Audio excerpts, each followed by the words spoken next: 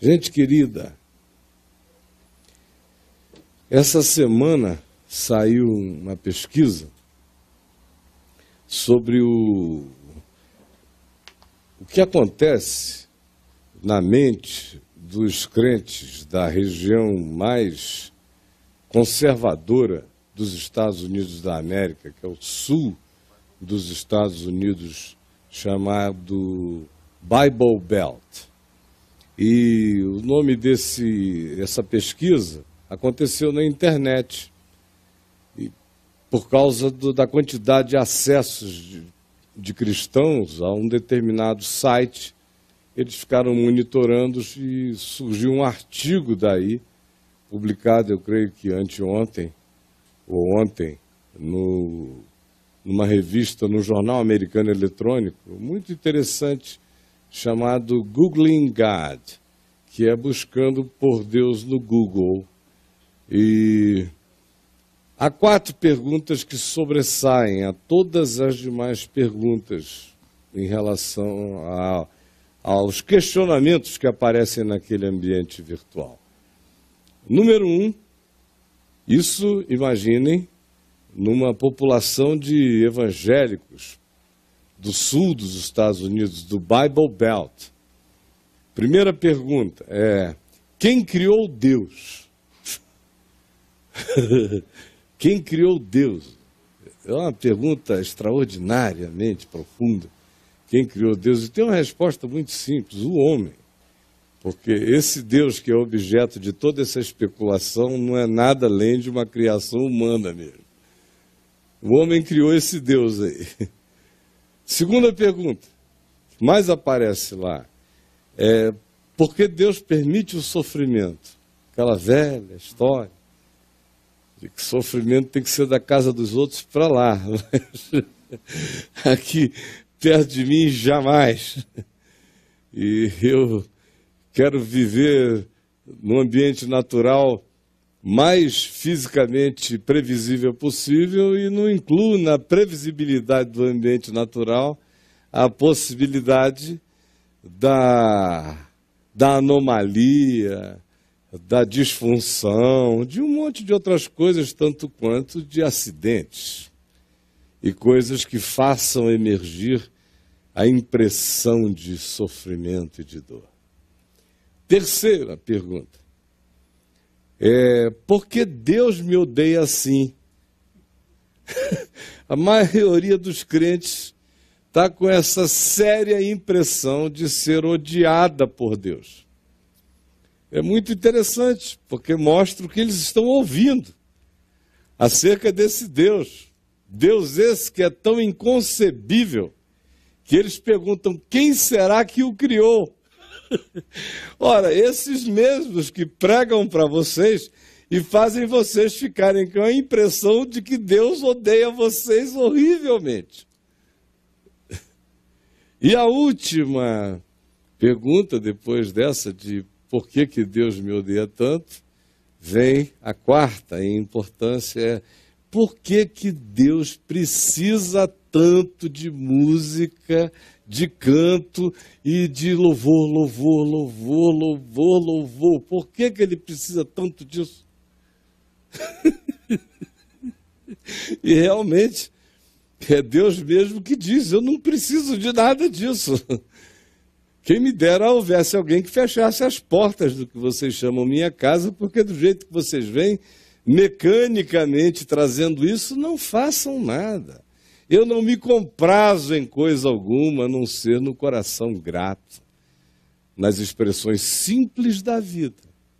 É o espírito de todo o ensino do Evangelho e de toda a Escritura, especialmente a repetição que diz: misericórdia no trato, nas relações, é o que eu quero de vocês, e não sacrifícios e sacrifícios, e cultos, como se eu fosse um carente de elogios, eternamente necessitado no meu narcisismo, infinitamente insatisfeito de ser relembrado de dia e de noite que eu sou quem eu sou.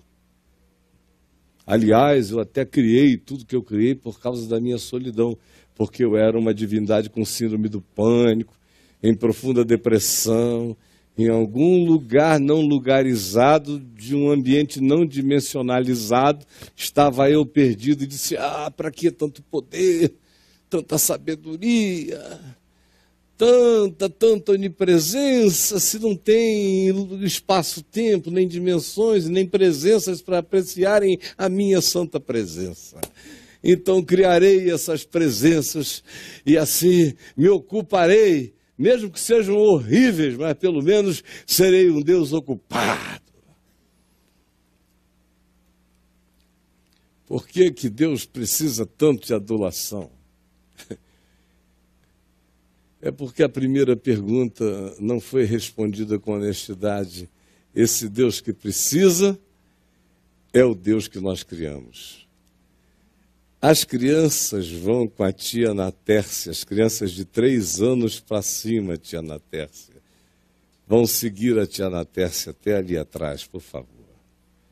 Todas as criancinhas de 3 anos para cima. 5 anos? 5 anos para cima, então. Tá bom. Obrigado, queridos. Olhem aqui.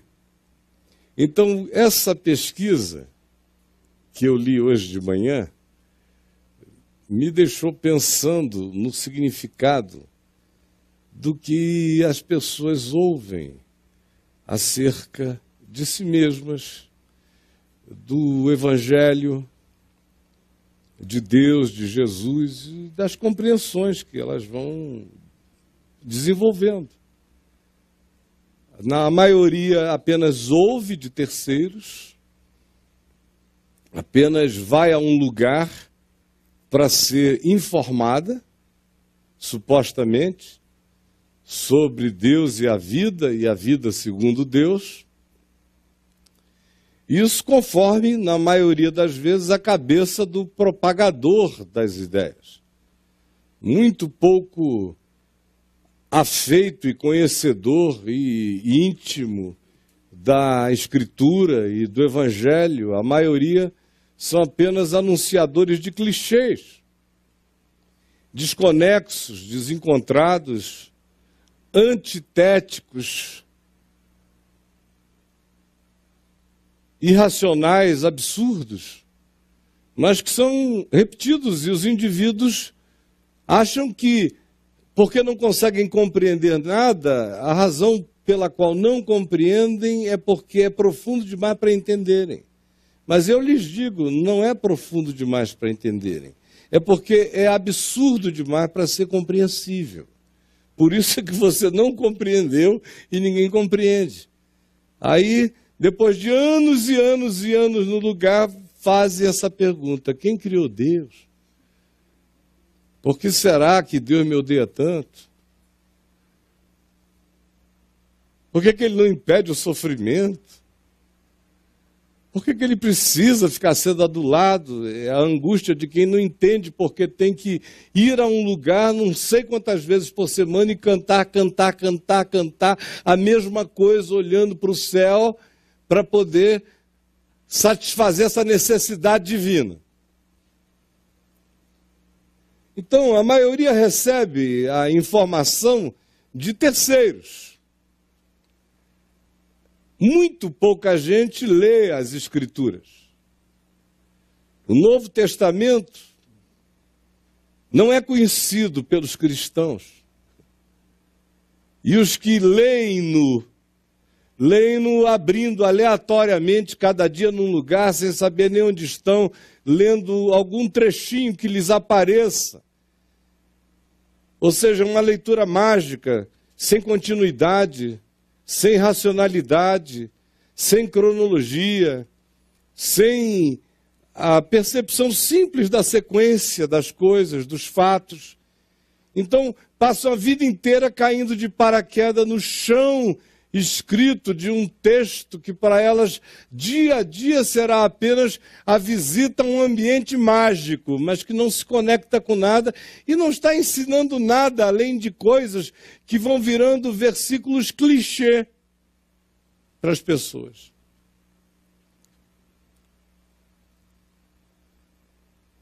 Aí não entendem mesmo, não tem nenhuma afinidade nem com a informação de primeira mão. A informação que recebem já é corrompida por aqueles que interpretam-na sem nem terem conhecimento sequer qualquer da Escritura. Eu lhes digo com a cara mais limpa do mundo, qualquer, não sabem nada. E são ensinadores de milhões e milhões de indivíduos que daí em diante dizem, recebi Jesus.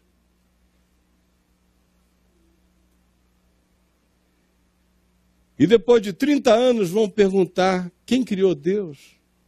Ou escrevem toda manhã aqui para mim, perguntando as coisas mais impensáveis. Depois de décadas participando desses ambientes que não ensinam e nem trazem para o coração a experiência do significado do que está prometido como evangelho, como boa nova para nós. Como hoje uma pessoa ali me perguntou num post que eu fiz do Facebook, se eu sou de igreja há muito tempo, mas por favor me tira uma dúvida, o que é o evangelho? Falei, poxa, que pergunta mais adequada, porque o cara que diz eu sou de igreja, você já sabe que ele está sendo, na maioria das vezes, desevangelizado no lugar. Ele não sabe o que é. Ora, isso nos deixa num estado em que a grande maioria de nós está exatamente aonde Jesus encontrava as pessoas que não tinham encontrado nada ainda.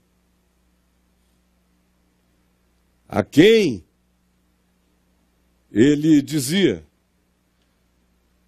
acerca de quem ele falava, quando, por exemplo, um jovem diz, mestre, deixa-me primeiro sepultar meu pai, depois eu vou te seguir, deixa eu esperar a morte do papai, quando ele morrer, eu vou me engajar. E Jesus disse, deixa os mortos sepultarem os seus mortos.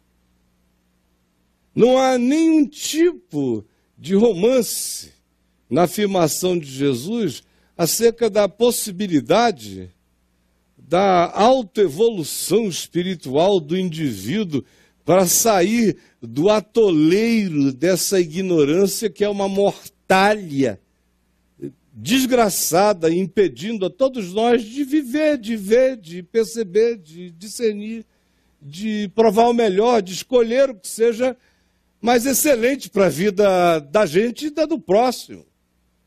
A gente está cego, morto. A gente vê Jesus dizendo em João, no capítulo 5, versos 24, 25, que vem a hora, e já chegou, e em relação a esse dia e a essa ocasião, ele diz, em verdade eu vos digo que aquele que ouve a minha palavra e crê naquele que me enviou, não entra em juízo. Já passou da morte para a vida. Vem a hora e já chegou em que os mortos, ouvirão a voz do Filho de Deus e os que a ouvirem viverão. E ele não estava falando daquele dia escatológico da ressurreição, acerca do qual ele fala logo a seguir, versos 27, 28, quando ele fala desse dia. Ele deixa claro que ele está fazendo um anúncio subjetivo. Vem a hora e já chegou, o dia hoje, em que os mortos ouvirão a voz do Filho de Deus, a voz de Deus, a voz da essência de Deus, a voz que é palavra de Deus, a voz que é verbo de Deus, a voz que é verbo de vida, a voz que é a voz que cria, a voz que dá significado. Ouvirão a voz do Filho de Deus, ouvirão o Evangelho. E os que ouvirem, e os que entenderem, e os que crerem, e os que discernirem com fé no coração, esses viverão, não entram em juízo. Já passaram, já passou, o verbo é passado. O tempo que ele afirma quanto ao da realização dessa vivificação é hoje. Já chegou. Em que ele diz, aquele que crê tem, teve, tem, terá, é contínuo, não perde. Chegou já esse dia, essa hora em que os mortos ouvirão a voz. E os que ouvirem a voz do Evangelho, e crerem nela, viverão. Bom, olha só. Quem enganou quem? Ou quem está enganado aqui? Porque o que Jesus está dizendo é que aquele que crê no que ele chamou de minha palavra, não entra em juízo. Não passa por nenhum tipo de crise de julgamento em nenhuma dimensão, não entra em juízo. Já passou da morte hoje para a vida. Ele não faz mais parte desses andando mortos, existentemente mortos. Já passou.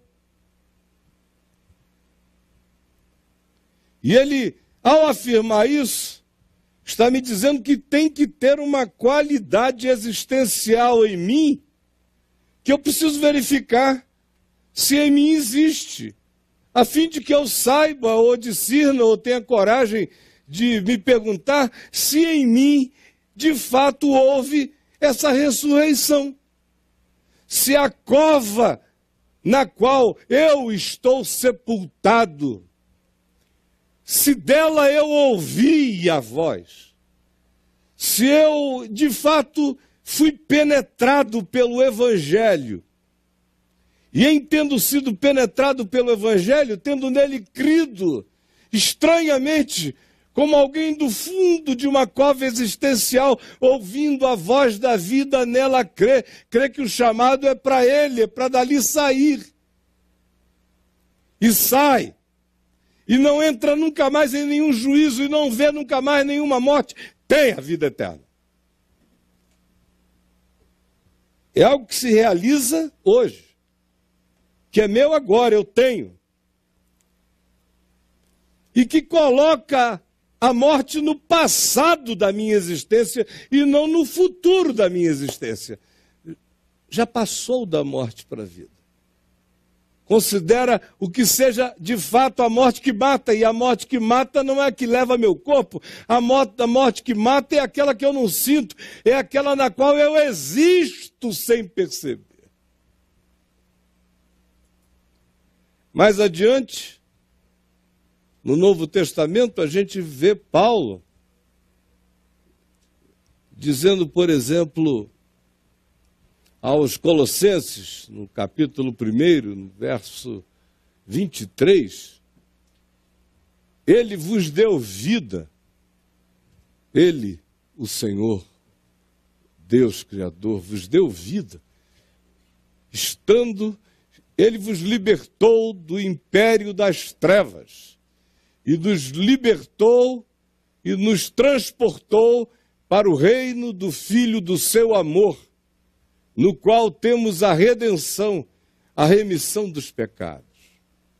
Outra vez se trata de uma ação completa. Ele nos libertou do império de trevas mentais, espirituais, sobre os quais Paulo falará um pouco mais adiante, nos libertou e nos transportou, é tudo passado. Me tirou disso e me transportou para uma outra dimensão e possibilidade real, que é a experiência do reino. Do reino. Jesus disse que o reino de Deus está dentro em nós, não estaria hoje entre nós com visível aparência, mas apenas na interioridade do coração. Nos transportou aqui dentro de um lugar de escravidão, de culpa, de angústia neurótica, de dominação despótica, de pecados e condicionamentos e incapacidades de se resolver, e nos transportou, nos libertou e nos transportou para um lugar de pacificação, para um reino de certeza de paz, de confiança. Já aconteceu, tem que ter acontecido. Quem enganou quem? Foi o evangelho que prometeu demais e não entregou, ou somos nós que de fato não fizemos a viagem da experiência dessa promessa? Quem enganou quem?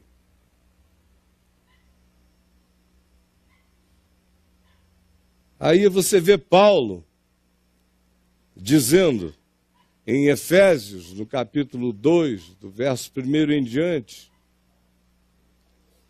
ele vos deu vida, estando vós mortos. Olhe como essa certeza da existência morta é um fato dado, consumado, repetido e afirmado na descrição que o Evangelho faz da existência humana sem a semente da vida eterna, da boa nova, da gestação da esperança nela. Está morta. Funcionalmente morta. Psicologicamente pulsante. Espiritualmente, todavia, morta. Cerebralmente ativa. Porém, em relação à experiência do significado de ser, da vida, da confiança, do pertencimento, de para que nasceu, o que está fazendo aqui, para onde vai, não tendo isto, está morto. Espiritualmente morto.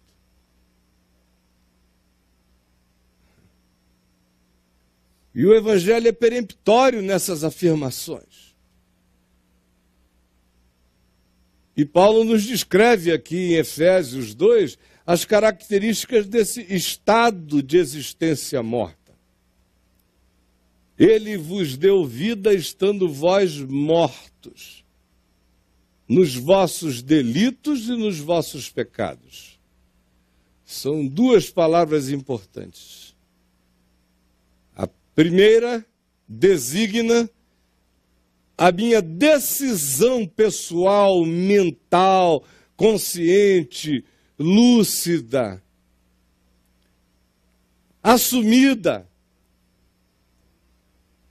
caprichosamente decidida, como uma soberania do meu desejo sobre qualquer outra coisa. Esse é o pecado designado aqui como delito. É aquilo que eu delibero. Se torna delituoso pela minha deliberação, pela minha determinação, pela minha consciência. Não se trata de um mal à revelia ou fortuito, ao contrário, é um mal escolhido, deliberado. Como todo mundo aqui conhece, faz e sabe do que eu estou falando. O cara sabe que não é para fazer, mas faz. Não é para comer, mas come. Não é para dar, mas entrega. Não é para mentir, mas mente. Não é para tomar, mas toma. Não é para odiar, mas odeia. Não é para se vingar, mas deixa o pé, joga a casca de banana, põe o laço, joga a rede, planta a fofoca. Nós deliberamos delituosamente todos os dias. Todos nós aqui. Ele nos deu vida estando nós mortos numa existência que estava entregue ao delito como escolha. Eu delituava ou não delituava de acordo com a circunstância. Se a circunstância favorecesse o delito, eu faria. Se não favorecesse o delito, eu me controlaria, só porque, por esperteza, eu não quero ser apanhado. Do contrário, eu decido em favor da delituosidade. Só não pode haver flagrante. Segunda palavra que Paulo diz, define e afirma como caracterizando esse estado de existentemente morto, é pecado, que é a palavra grega amartia, que significa um desvio na natureza. Sempre associado à imagem de uma flecha tortuosa, que por melhor que seja a intenção do arqueiro, ele mira, mas ela vai fazer uma volta, ela vai sair do ponto, porque ela já carrega uma tortuosidade na natureza dela, ela já tem um desvio, ela não é reta em si mesma. Não há nenhum justo, não há nenhum sequer, não há nenhum reto, não há quem faça o bem, pois todos pecaram e todos carecem da glória de Deus. Está ali a amartia, é esse pecado que habita a natureza do meu desvio essencial, e do seu, e de todos nós. Aí Paulo prossegue e diz: Ele nos deu vida, estando nós mortos dos nossos delitos e pecados, dos quais andastes outrora. Ele pressupõe que a chegada dessa vida fez uma ruptura entre um hoje e um outrora. Ele nos deu vida, aconteceu. Estando nós, então, naquele tempo, naquele estado, naquela condição, existentemente mortos pelas escolhas deliberadas de morte que nós fazíamos, de decisões contra o sentido da vida que nos mata. E também porque na nossa natureza a propensão já era absolutamente inata naquela direção, mas ele nos deu vida. Foi uma ação dele, foi uma intervenção dele, já é passada. Ele diz, isto aconteceu e naquele tempo todos nós andávamos, outrora, no que ele vai descrever agora como sendo a produção de uma mente entregue ao delito e ao pecado. Ele diz que a gente andava segundo o curso deste mundo, o fluxo da soma dos nossos impulsos, de uma civilização que existe baseada em pulsão, em amartia, em pulsão da natureza só. E em deliberações, em delitos, em escolhas de uma perversidade inconcebível. A soma disso se chama de curso deste mundo. Está presente e nos nossos dias entra por todos os lugares e por todos os meios. É algo absolutamente pervasivo, sempre foi, mas quanto mais a gente cresça nessa sociedade tecnologicamente integrada, mais tudo se interpenetra para além da compreensão. Nas influências que produz, nos desassossegos que gera, nas emulações que provoca, nas induções muito mais exacerbadas que se vai criando, nos processos de retroalimentação desse sistema que cada um de nós faz, recebendo a influência e trazendo a nossa contribuição de exacerbação no processo que só vai crescendo. Curso deste mundo é o nome disso. Segundo o curso deste mundo, ele diz, e segundo o príncipe da potestade do ar, dessas forças espirituais do mal, dimensões e camadas dimensionais atravessando, penetrando, sugerindo, sutilmente tocando-nos, ampliando, aumentando, exacerbando aquilo que naturalmente de nós emana da natureza desviada e da decisão perversa do ser. Isso tudo é exacerbado, é exagerado, é induzido para uma dosimetria desproporcional, cada vez mais exagerada. Príncipe deste mundo, que atua, ele diz, nos filhos da desobediência. E ele diz, os quais todos nós éramos,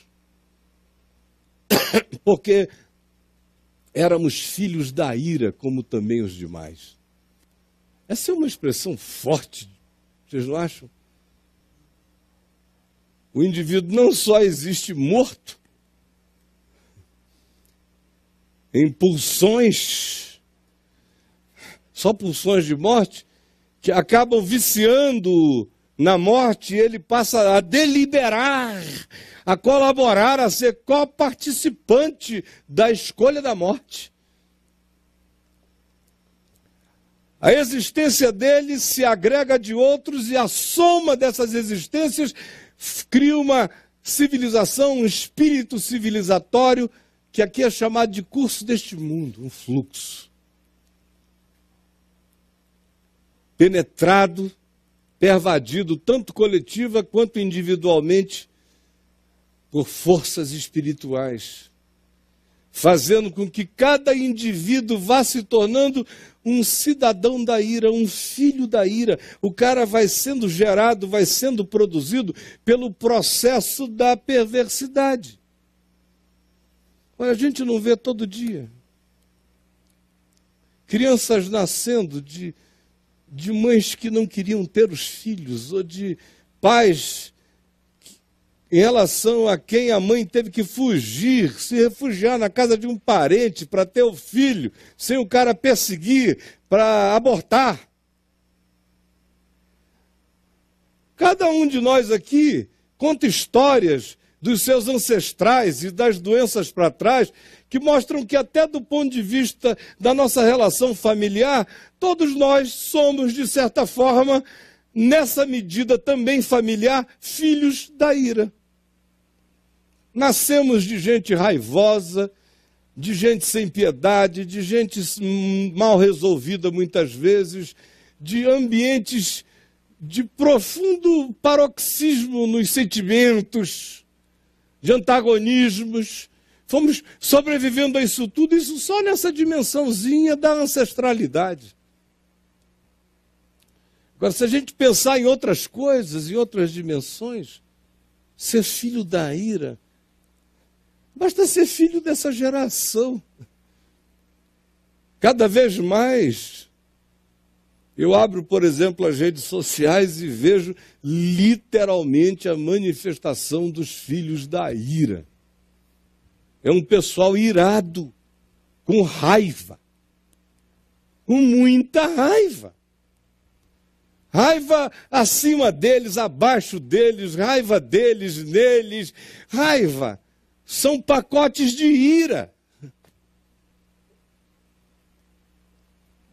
Olhe para o mundo e veja, tem alguma dúvida de que a gente está habitando num planeta da ira? O nome desse planeta podia ser irado, num mau sentido do termo, não no bom. Esse é um planeta irado no bom sentido, exceto pela ira humana. Filhos da ira.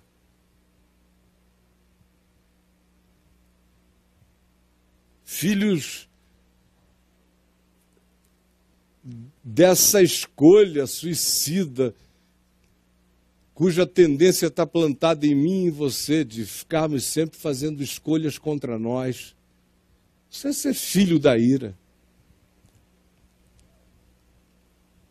Como também os demais. Isso é estar morto. Isto é existir morto. Nessa condição, a gente está existindo morto.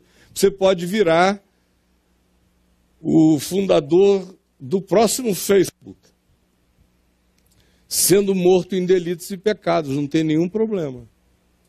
Não tira a sua funcionalidade planetária, ao contrário, às vezes até exacerba um pouco mais. Foi o diagnóstico de Jesus. Ele disse que quem não anda com a mente voltada para a luz tem muito mais habilidade na presente geração do que os que estão em busca de luz. E que por isso se auto-impedem de muita coisa na presente geração, porque para eles não dá.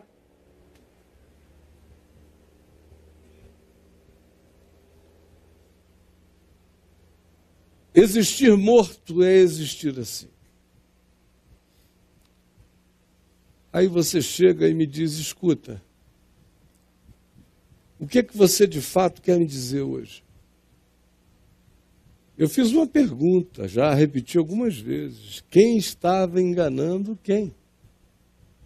Se tudo é passado, Jesus diz a quem diz que deseja andar com ele, deixa os mortos sepultarem os seus mortos, vem, vive, prega o reino de Deus. Ele diz, se alguém ouve a minha palavra e crê naquele que me enviou, não entre em juízo, já passou da morte para a vida. Vem a hora e já chegou em que os mortos ouvirão a voz do Filho de Deus e os que a ouvirem viverão. Tem uma vida neles, vida. Ele diz, ele nos libertou passado, do império das trevas e nos transportou, já no passado, já realizou esse bem, nos transportou para o reino do Filho do seu amor. E Paulo diz, ele nos deu vida, já está dada. Estando nós, então, mortos nos nossos delitos e pecados, nos quais andamos outrora, segundo o curso deste mundo, segundo o príncipe da potestade do ar, do espírito que agora atua dos filhos da desobediência, nos quais andastes vós todos, outrora fazendo a vontade da carne e dos pensamentos. Fazendo a vontade da carne e dos pensamentos, que equivale a estar morto em delitos e pecados. Fazer a vontade da carne é o pecado, a amartia, aquele da natureza torta. Fazendo a vontade da carne, a carne pediu, eu dou, a pulsão pediu, eu entrego. Eu não tenho nenhum juiz acima de mim, nenhum juízo sobre mim mesmo, não tenho nenhuma voz para me dizer não, não quero, eu simplesmente vou, eu me entrego. Isso é fazer a vontade da carne, é viver a pulsão da amartia. E fazer a vontade dos pensamentos, que é a deliberação, é o delito. Eu penso, logo eu decido, e eu decido conforme a minha carne, a minha vontade, o meu prazer, o meu desejo, o meu capricho. Viver assim é viver morto. É existir morto, sem vida. A minha pergunta é, há evangelho em você? Ele te deu vida, isso significou algo que fez um corte na sua existência? Tem um outrora na sua vida que já não tem mais nada a ver com a tua vida agora? Tem um passado vencido que não tem mais coisa alguma a ver com a vida renovada que você recebeu?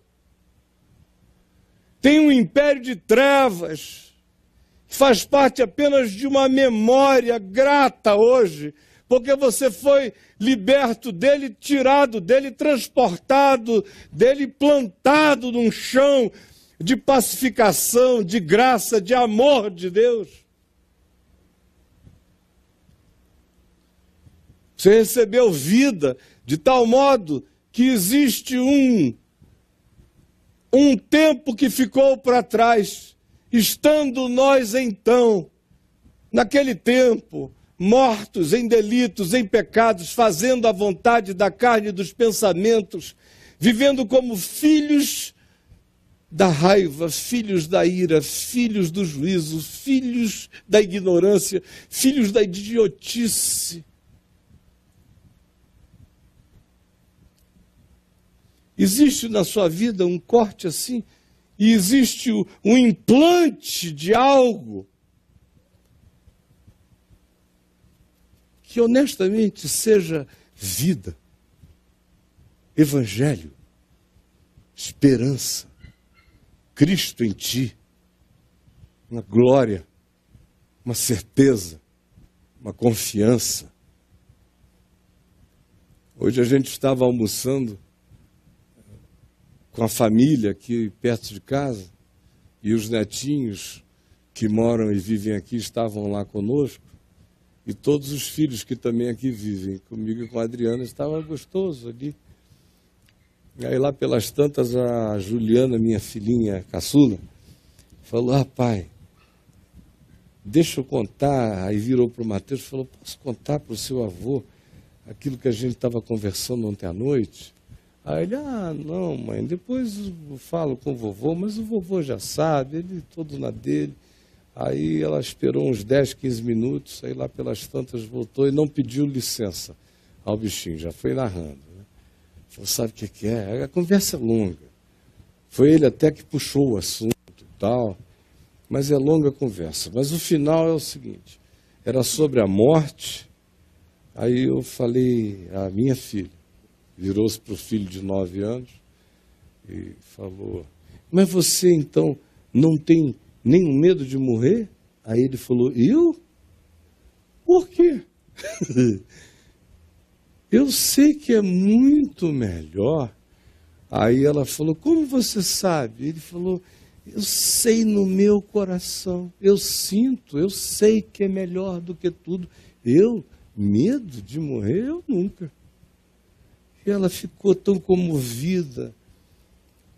E eu fiquei pensando, né, como a pureza de Jesus nos diz isso com toda a simplicidade, que o reino de Deus está no coração dos pequeninos e de qualquer um que carregue essa confiança.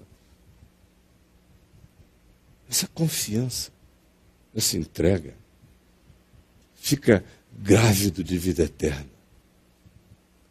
Ouve essa palavra e crê, já passou da morte para a vida. Um monte de coisas se tornam outroras. Eu não faço mais a vontade da carne nem do meu pensamento. A minha carne está sob a decisão e o comando do meu espírito, da minha lucidez, da minha consciência.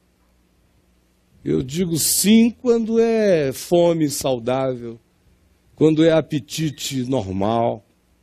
Digo não quando é fome de morte, quando é apetite mórbido. Minha carne é minha e eu mando nela, tem que ser assim. E o fortalecimento interior no Espírito Santo tem que causar esse poder. Estar vivo é poder falar com a força da carne em mim e dizer não, quando for não, e sim, quando for bem-vindamente sim.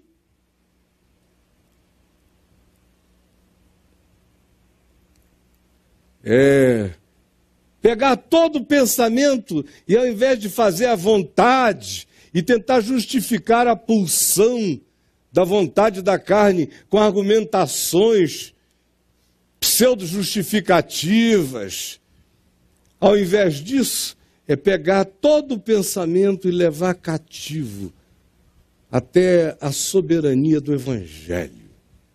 Checar cada ideia minha com o sentido da vida em Jesus.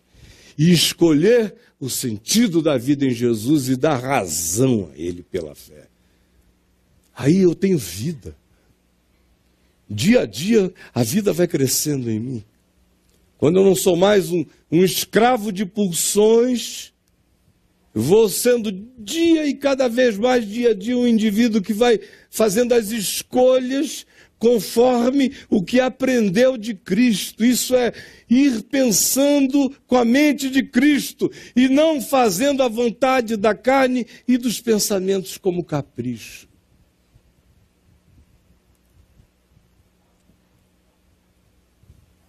Isso já aconteceu e está acontecendo na vida de todo aquele que creu e continua crendo.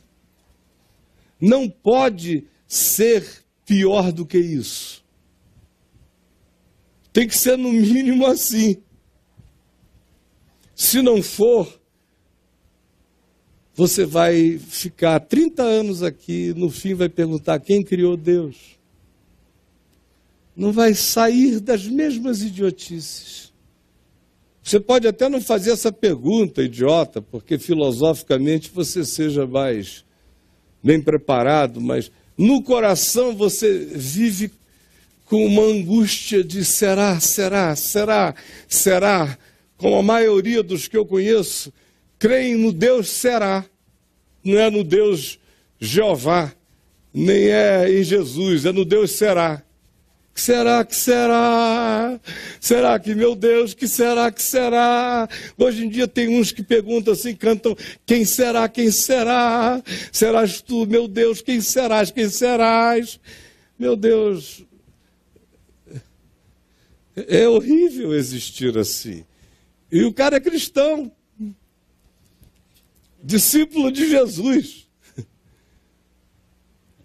Mas não aconteceu nada contigo.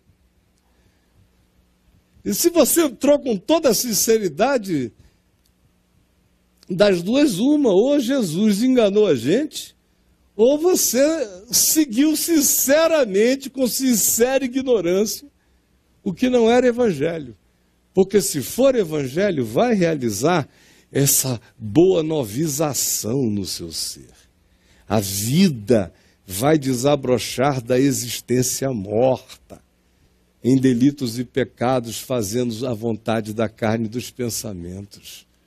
E vai dar lugar às deliberações da fé, que são potencializadas, fortalecidas, comovidas em mim, mexidas em mim, provocadas em mim, por essa certeza de que tudo isto aconteceu por causa de uma loucura inexplicável. Inexplicável.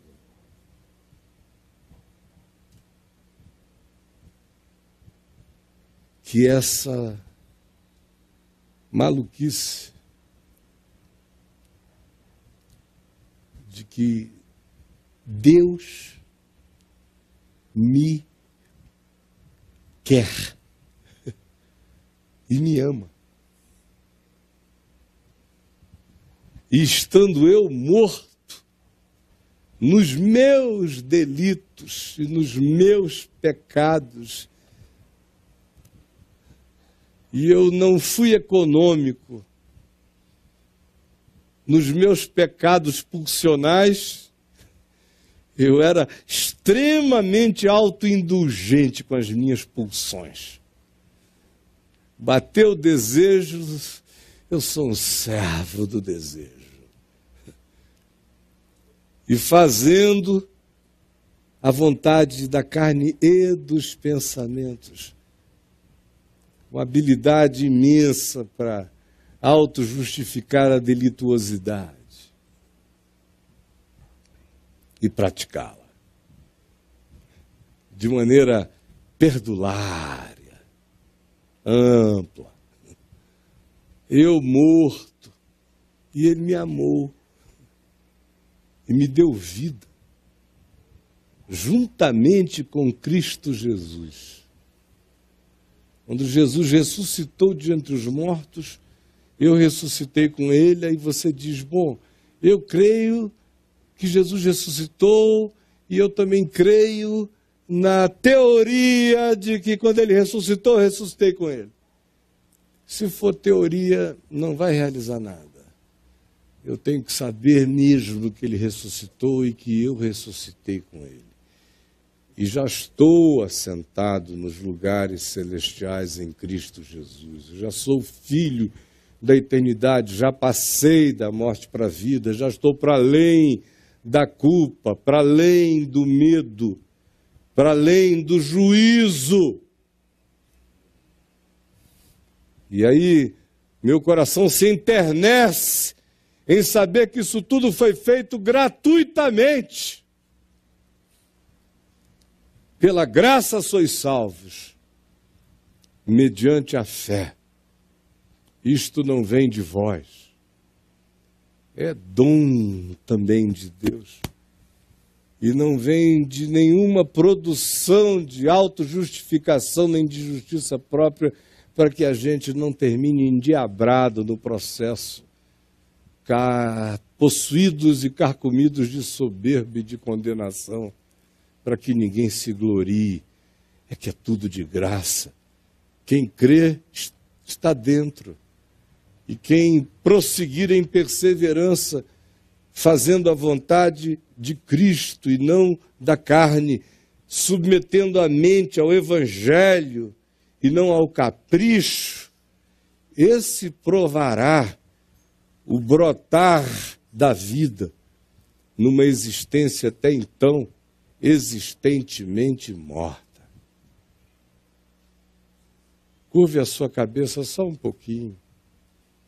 Olhe para dentro do coração, você aqui e você em qualquer lugar da terra.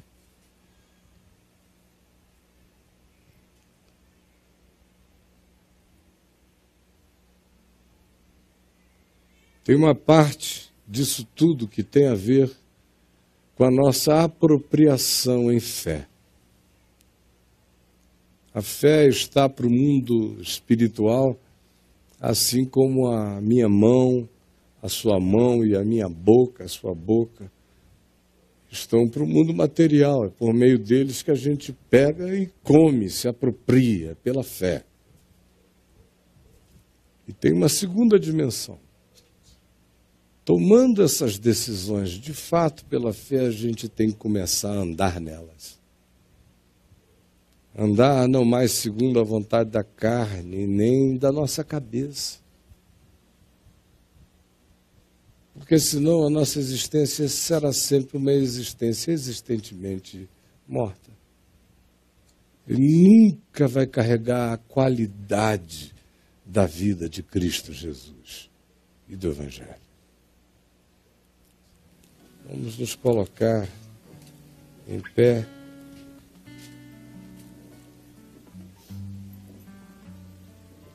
Vamos orar por todos esses que pediram oração e por nós mesmos e por todo aquele que surgiu no seu coração agora como alguém por quem você deseja orar. Mas tome hoje o compromisso. Você vai buscar ler o Novo Testamento, ler em sequência, ler, deixar a mente ficar cheia da palavra de Cristo, submeter seus pensamentos a Ele, para que você não seja religiosamente cristão, existentemente morto, com algumas doutrinas na cabeça e sem a experiência da pacificação, do descanso, da confiança e da liberdade limpa e santa, crescentemente expandida em você, num processo que só melhora a vida. Jesus, nós oramos por todos os que pediram e nós mencionamos, e por todos os que pediram e não se fizeram mencionar, e por todos os que apenas creem aqui ou em qualquer lugar que existe uma comunhão, existe um acordo invisível, existe uma web mental, espiritual entre nós todos. Não apenas nós os que nos tocamos aqui ou nos vemos aqui, mas entre todos aqueles que são feixes de luz espiritual em convergência de todos nós para esse lugar único, para essa praça, aonde o Cordeiro é o centro e que não tem nenhuma geografia, porque é a capital da convergência do amor sincero e da fé pura e simples. É nesse ambiente não lugarizado que nós nos encontramos todos em oração, em intercessão, em comunhão, pedindo que os teus milagres, os teus mensageiros solidários para com a condição humana enviados por ti, anjos de cura, de graça, de intervenções distintas, manifestações espirituais diversas e variadas, aconteçam em favor de todos, aqui e em todo lugar. Em nome de Jesus. E dá-nos fé para tomarmos posse e para andarmos segundo a proporção da fé que tu faças crescer em nós. E obrigado porque a fé vem pelo ouvir a tua palavra, e eu sei que hoje todos os que ouviram a tua palavra, ouviram o Evangelho, foram provocados pela vida eterna. Em nome de Jesus, que nos ensinou a orar, dizendo: Pai nosso que estás nos céus, santificado seja o teu nome, venha o teu reino, seja feita a tua vontade, assim na terra como nos céus. O pão nosso de cada dia nos dá hoje, perdoa as nossas dívidas, assim como nós perdoamos os nossos devedores, e não nos deixes cair em tentação, mas livra-nos do mal, pois teu é o reino, o poder e a glória para sempre. Amém.